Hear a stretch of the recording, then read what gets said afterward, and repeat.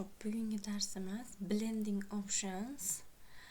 Xo'p, biz birinchi qiladigan ishimiz mana bu orqa fonga rang berib olishimiz kerak. Ya'ni bu yerda mana bu yarmi oq, yarmi qora yerni bosamiz. Bosganimizda solid color tashlab olamiz. Xohlagan rangimizni tashlab olaveramiz. Xo'p, misol uchun mana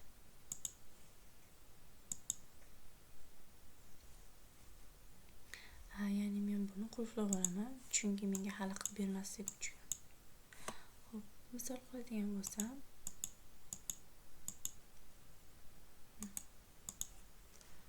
shakl tashlayman. Xo'p, buni rangini qizil qilaman.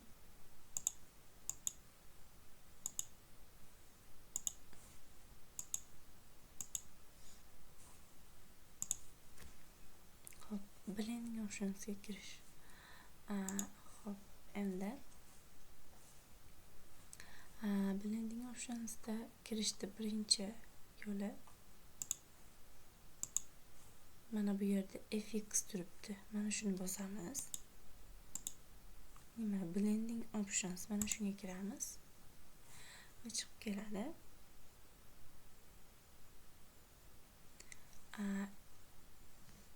Ikkinchi yo'l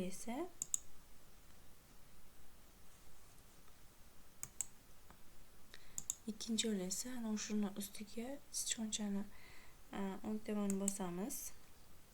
Mana blending options chiqadi. Mana blending options chiqadi.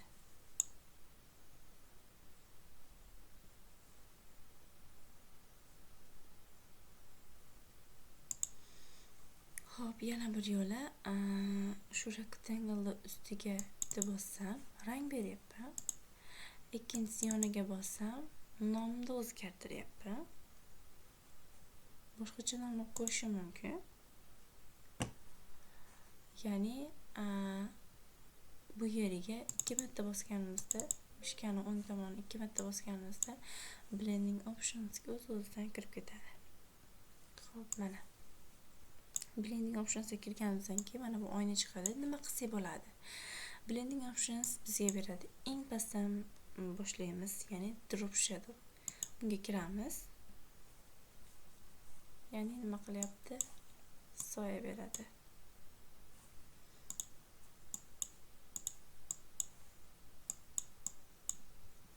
Xo'p, mana boshqarsak bo'ladi, mana ushlab turib. Mana bu eng tepasida OpenSea turibdi, o'sha soyani ochiqligi. Bu yerda rangi. Misol uchun boshqacha rang qilsak ham bo'ladi, mana soyada. Sizedan uni xira ochligi, ya'ni tarqashi, shaffofligi. 0 bo'lsa bu holatda, 100 bo'lsa bu holatda bo'ladi. Noise, biz yana qanaqadir noise effekt bo'lsa mana shunaqa bo'ladi. Agar nastroykasi bunaqa chiqmay qolsa, mana reset turibdi. Resetni bosib olsak hammasi oddiy holatga, birinchi holatga kelib qoladi. Ya'ni Photoshopda birinchi marta o'rnatganda qanaqa holatda bo'lsa, resetni bossak o'sha holatga qaytib qoladi.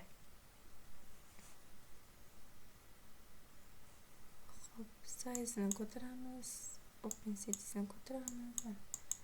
Ya'ni drop shadow bu obyektga soya shunaqa beradi. Xo'p, endi buni o'chirib qo'yamiz. Xo'p. Outer glow. Ya'ni bu soya emas, tashqariga yorug'lik beradi. Buni ham nastroykasi drop shadow bilan bir xil. OpenSea shaffofligi, noisisi o'sha noisisi, size buni ham mana katta kichikligi, yoyilish darajasi mana bunisi ham va boshqalar. Buni ham rangini tanlasak bo'ladi. Mana so'radigan bo'lsak, buni qarang, tarqatsanki sariq tashqariga. qanaqa rangga tarqatish kerak, shu yerda o'zgartirish mumkin.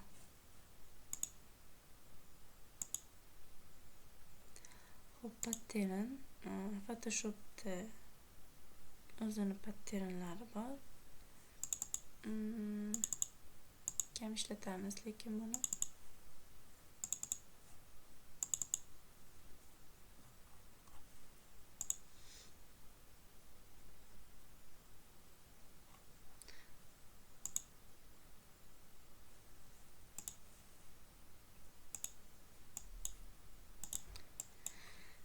patternni kam ishlatamiz. Mana Photoshopda mana o'zini har xil patternlari bor.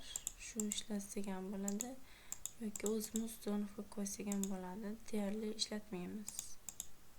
Ya'ni tayyor rasmlarni ishlatgan yaxshi.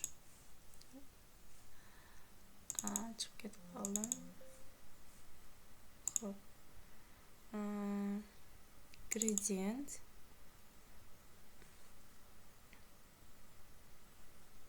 Mana blending optionsdan bersak, keyinchalik o'zgartirsak bo'ladi. Gradientga kirdik mana.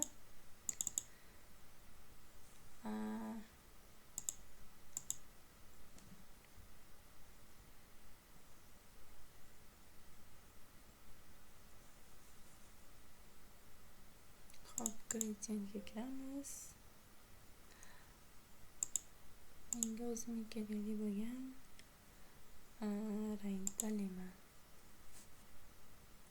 Xo'p, mana Photoshopda har xil o'zining ranglari bor. Gradientlari bor. Yoki o'zimiz qilsak ham bo'ladi. Mana bu yerda har rang turibdi. Misol uchun o'zimga kerakli rangni mana qo'ysam ham bo'ladi.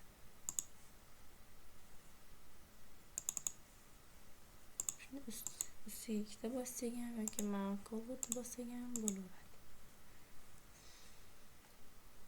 Bu tepadagilarga tegmaymiz, faqat mana bu pastida o'zgartiramiz.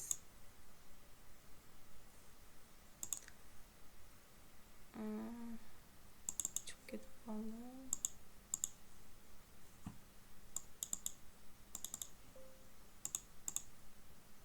Xo'p, mana okey qildik. Endi buni stili linerda turibdi. Radialga qo'ysam mana to'maloq bo'lib qoladi. Mana bu joyda opacity, mana ya'ni ranglarda shaffofligi bunda ham. Scale turib, bu yuz turibdi. Bu o'sha ranglarda bir-biriga yeyishib ketishi mana. Mana pushti ko'payib ketyapti. Bir-biriga yeyishib, kelishib ketishi. Mana bu yerda receive ham bor.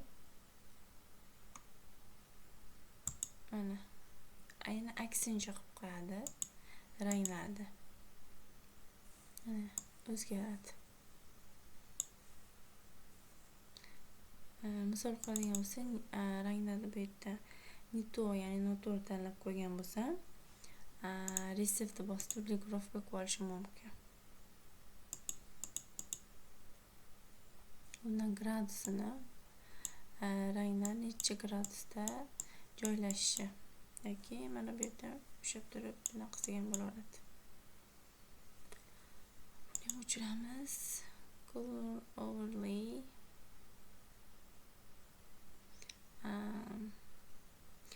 Bu anatomni bir xil rangga bo'yab qo'yadi. Mana misol qiladigan bo'lsak, biron-bir mana ellips chizdik va mana shunaqa shakllar chizdim va buni men Photoshopda o'zida qilayotganligim uchun men Photoshopda o'zida rangini o'zgartirishim mumkin. Va bunga shrift yozib, shriftni ham o'zini mana shu yerda ranglarni o'zgartirishim mumkin. Ya'ni Photoshopda qilingan ishlar uchun Photoshopda o'zida rangini edit qilib shunaqa qilishimiz mumkin. Misol qiladigan bo'lsam, tashqaridan bitta rasm tashlayapmiz. Endi mana shu rasmni men bunga bu Photoshopda rang bera olmayman. Bu yerda mana rang bera olmayman men bunga. Mumkin emas. Mana shunda blending optionsdan foydalanamiz. Mana shunda blend optionsda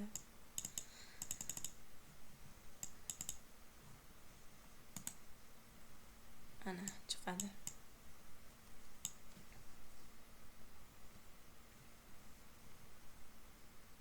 Mana color overlay berib mana rangini o'zgartirsak bo'ladi. Ya'ni Photoshopda bitgan ishlarimiz uchun Photoshopga o'zida rang beramiz. Tashqaridan kirgan rasmlar uchun blending optionsdan foydalanamiz.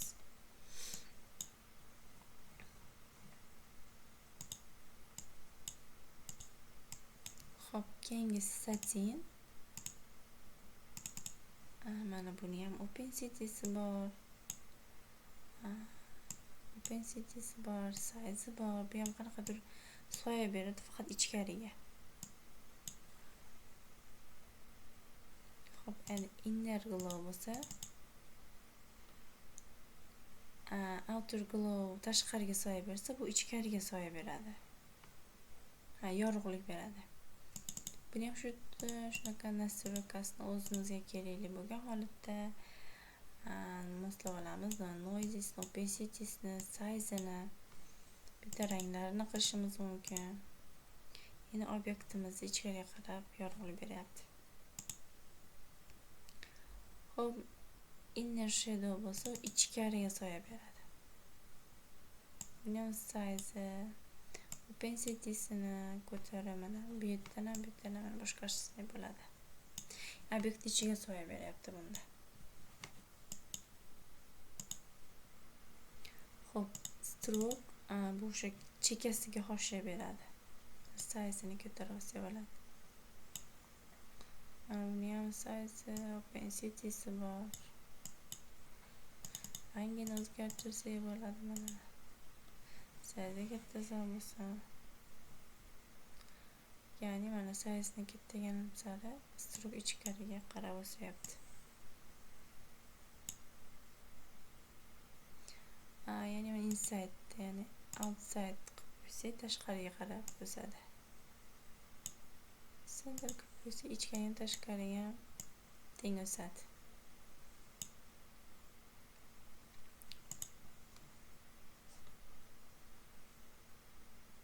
Yana fill time. Buni gradient qilib qo'ysam bo'ladi. Stroke rangini gradient qilib turibman, ya'ni o'zimizga xohlagan rangda belgilab olsak bo'ladi.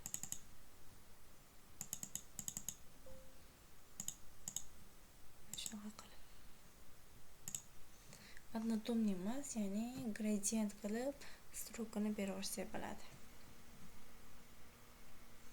Ya'ni gradient qanaqa nastroyga chiqsa, unda ham shunaqa nastroyga chiqadi. Hop, tekstura beradi, xuddi satin singari, patternda singari shunaqa narsa beradi. Faqat tekstura bo'lib berilyapti. Bu esa bevel embers, bu esa obyektimizni qanaqadir 3D shaklga keltiradi. Ya'ni mana text gradusimiz boshlanishi mumkin mana.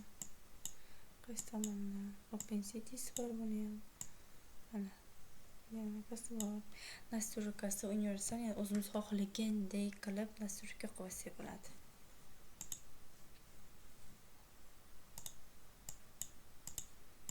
Xo'p.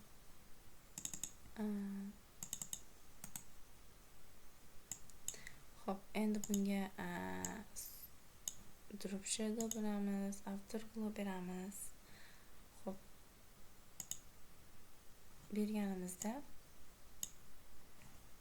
OK qilganimizda mana bu yerda ko'rishimiz mumkin FX chiqib turibdi, ya'ni biz blending optionsdan foydalanganligimizni ko'rsatib turadi.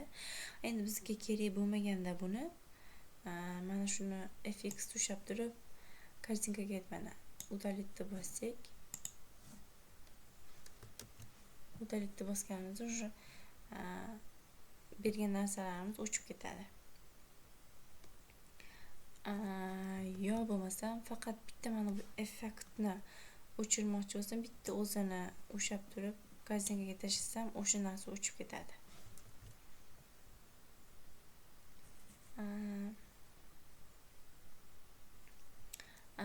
Mana shu bergan filtrlarimni mana bu tumonroqqa ham bermoqchiman.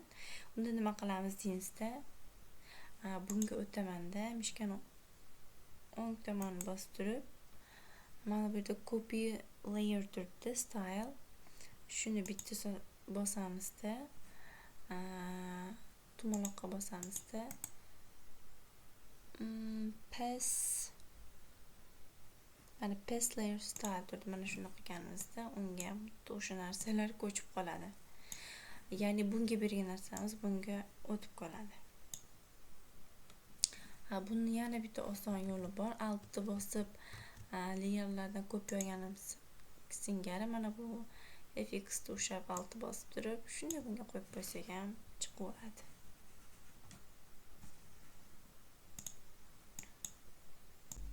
Misol qiladigan bo'lsak, bu yerdagina qulfni ochib olamiz.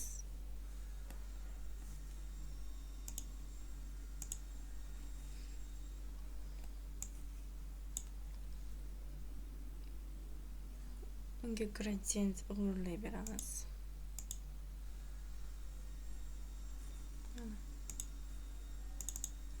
Ya'ni mana qayerdir sariq, oranjoviy rang berib oldik.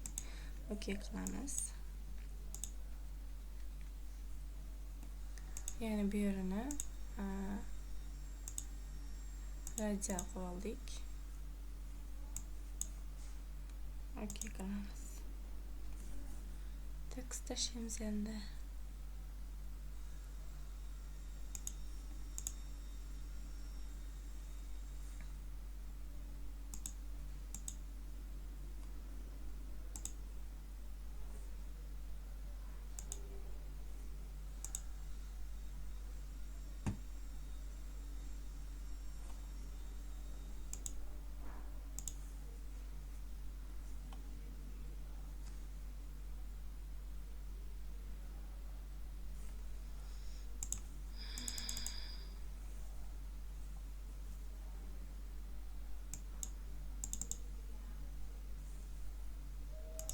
Beramiz bunga.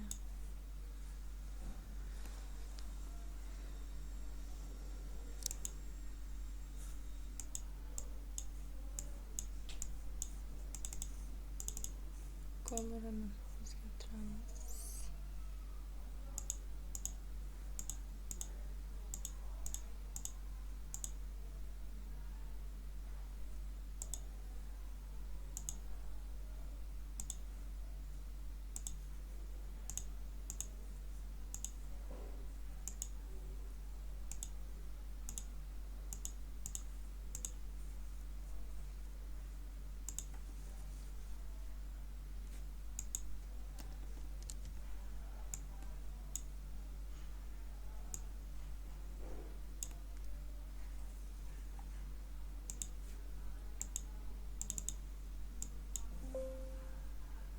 Drop shadow berishimiz mumkin.